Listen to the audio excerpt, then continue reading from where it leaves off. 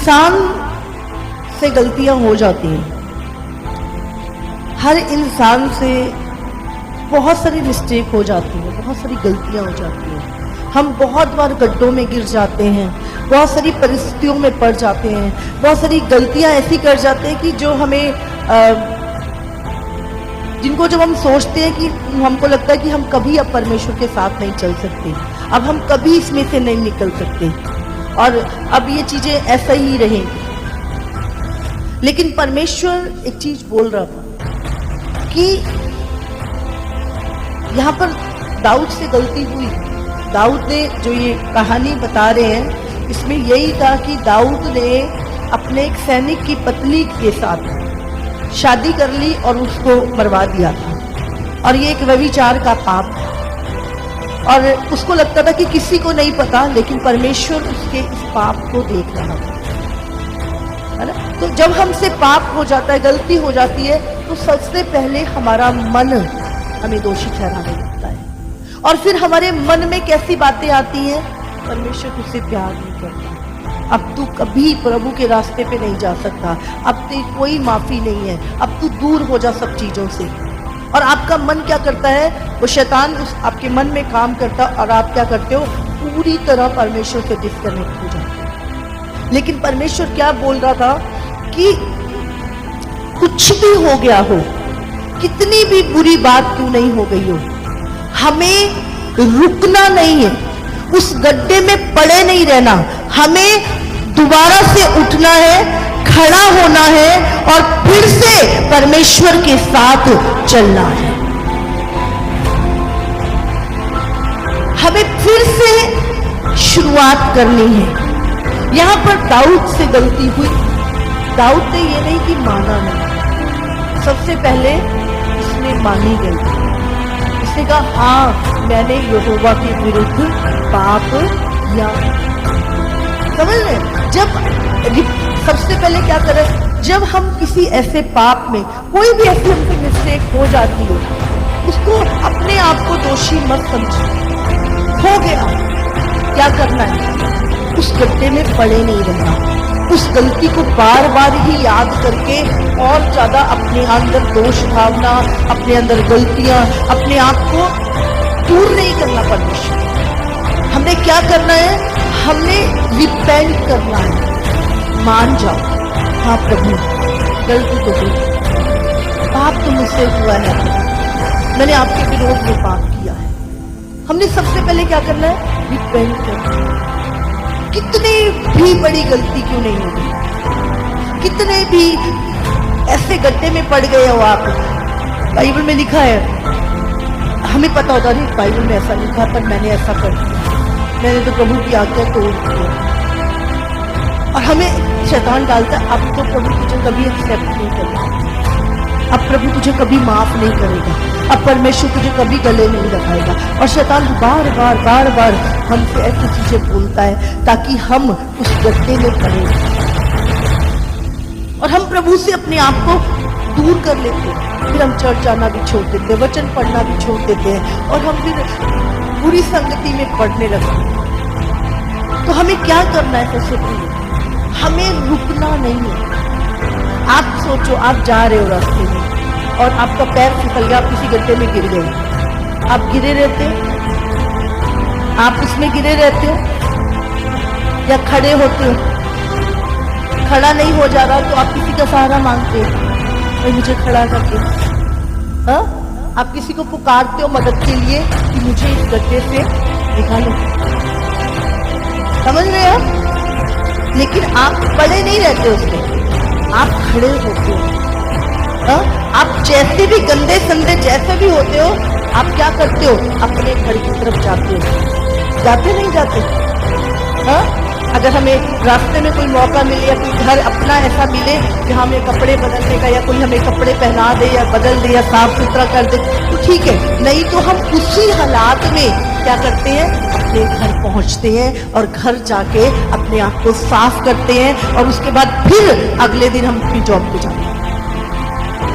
जाते नहीं जाते, हाँ। लेकिन परमेश्वर के पास जब हम आते हैं, क्योंकि वो आपकी जॉब है, वहां पे शैतान आपको वो नहीं रोकेगा। लेकिन परमेश्वर में जब हमसे गलती हो जाती है या हम किसी गड्ढे में गिर जाते हैं तो क्या होता है, हमारे पास हमें निकालने वाले नहीं होते कोई लोग, हमें क्या करने वाले होते हैं? शैतान क्या करता है, इसी में गिरा रहे, अब नहीं तू काम का नहीं रहा, तो किसी काम का नहीं है, अब तेरे को सबने छोड़ दिया। प्रभु तुझे देख बाइबल में क्या लिखा है कि जो व्यभिचार करता है या जो कोई चोरी करता है मैं उससे घृणा करता हूँ, प्रभु तुझसे घृणा करता हूँ। ऐसे वचन और ऐसी चीजें बोल बोल के शैतान हमें उसी परिस्थिति में रखता है और हमें दोबारा से खड़े नहीं होने देता कि हम दोबारा से खड़े होके दोबारा चल सके, ताकि परमेश्वर हमें दोबारा से साफ करके अपने गले लगाए। तो हमने एक चीज याद रखनी है कि हमें गलतियां से पड़े नहीं रहना उस चीज, समझ रहे हैं? हो जाती है मिस्टेक, मुंह से नहीं भी चाहते कुछ गलत निकल जाता है। कई बार हम बातों के बहाव में बह जाते हैं, कई बार हम फीलिंग्स के बहाव में बह जाते हैं।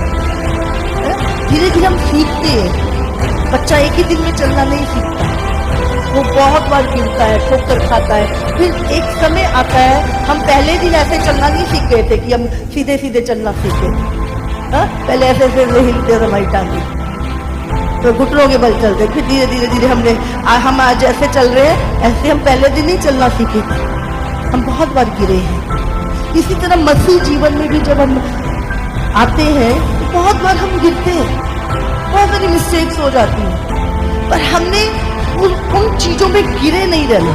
सबसे पहली बात हमें क्या करना है, खड़े होना है, उठना है और रिपेंट करना है।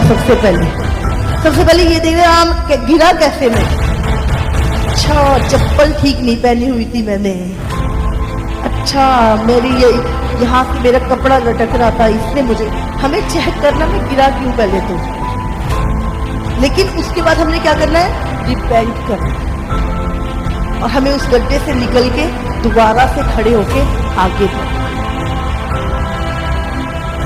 हालेलुया। अब दाऊद ने क्या किया, दाऊद परमेश्वर का फेवरेट था, उसके मन का था और उसने गलती करी नहीं करी। 7 टाइम स्तुति करता था, 3 टाइम प्रार्थना करता था, फिर भी गलती हो गई। अगर आप आत्मिक जना तो ऐसा नहीं है कि आपसे गलती नहीं हो सकती है, आप बोलने के द्वारा करते हो, कई बार बोलने के द्वारा छोड़ो, जलन के द्वारा करते हो, अपने हृदय में बहुत सारा कुछ खरा होता है। बाइबल में लिखा है मत्ती की किताब में कि अगर तूने किसी स्त्री को के ऊपर कुदृष्टि डाली तो तू उसके साथ अपने मन में व्यभिचार कर चुका। बहुत सारे पाप ऐसे हैं जो अपने मन में कर लेते हैं, समझ रहे हैं आप? तो हमने क्या करना है, हमें उन चीजों के लिए माफी मांगना, पश्चाताप करना और फिर क्या करना है, आगे बढ़ना। हमें चलना नहीं छोड़ना, कभी चलना नहीं छोड़ना कभी।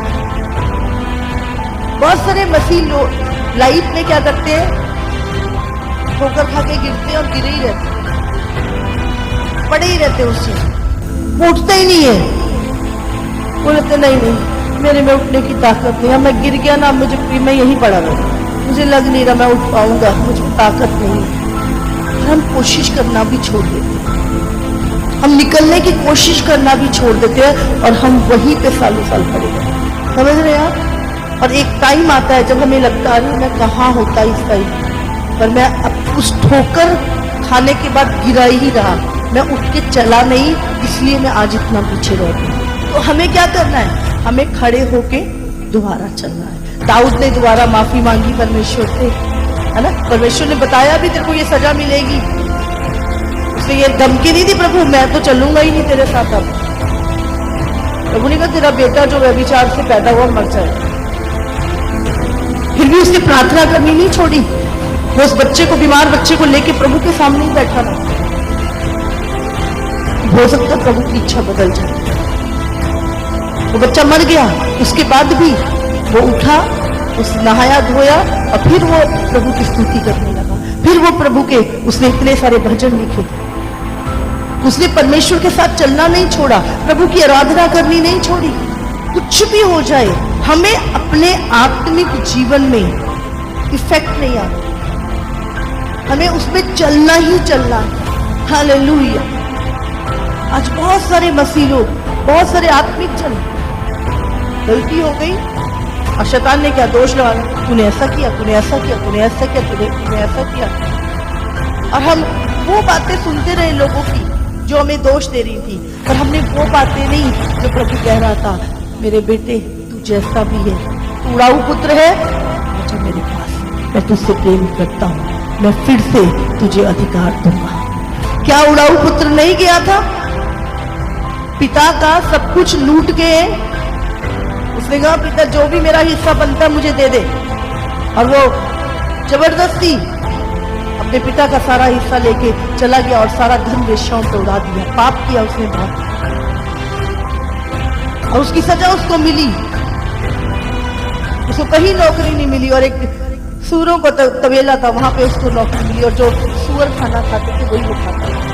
और उसे याद आया, मेरे घर में, मेरे पिता के घर में उसके नौकर भी इससे अच्छा खाना खाते हैं, इसके अंदर भी कैसे कोई बात नहीं, मैं पिता से माफी मांगूंगा, लेकिन बेटे का हक तो नहीं, नौकर बन के तो रह लूंगा, पर इससे अच्छा खाना तो खाऊंगा। उसे निर्णय लिया वापस जाने। वो खड़ा हुआ उस जगह से, उसने हिम्मत जुटाई, क्या है मेरा पिता तो मार ही देगा मुझे, मेरा पिता करेक्ट ही कर देगा मुझे, कुछ भी होगा, नहीं मैं जाऊंगा पिता। और वो उठा, हिम्मत जुटाई, मैं कहूंगा पिता मैं तेरे पुत्र कहलाने योग्य तो नहीं रहा, और मुझे अपना दासी बना। वो अपने मन में कुछ कुछ सोच रहा है, कुछ कुछ सोच रहा है, और वो गया पिता। और बाइबल कहती है कि जब पिता को पता चला कि मेरा पुत्र जो खो गया था वो वापस आ गया है, वो मिला है, उसका पिता उठा, वो दूर से ही जब अपने बेटे को देखा भाग के गया और उसे गले लगाया। उसने कहा मेरा पुत्र खो गया था, वो आज मिल गया है, और उसने जश्न मनाया, उसने उसको अंगूठी पहनाई, और वो सारा अधिकार उसको वापस दिया। समझ रहे हैं आप, ये पिता का हार्ट है। लेकिन एक बेटा अपने मन, हम बहुत कुछ सोचते रहते हैं, अब तो पिता मुझे माफ नहीं करेगा, अब तो वो मेरे बारे में पता नहीं क्या सोचेगा, अब तो मैं लायक ही नहीं रहा इसका, और हम बहुत बार इस दोष भाव में जीते रहते हैं। नहीं, हमें रिपेंट करना है, हमें अपनी गलती को मानना है, और उसके आप देखो तो अभी उसने माफी भी नहीं मांगी। एक पिता का जो हार्ट होता है, आपको उसको समझना है, तो बदला नहीं लेता। बच्चे गलतियां करते हैं, पिता ही है, वो हमारा पिता है, वो हमारा परमेश्वर है, वो माफ करने वाला प्रभु है। लेकिन किनको माफ करता है? लिखा है यदि तू अपने अपराध को मान ले तो मैं तुझे माफ करने में विश्वास योग्य कर। यदि तू अपने अपराध को छिपा ना रखे, जो अपना अपराध छुपाता नहीं है, परमेश्वर उसको दया करता है।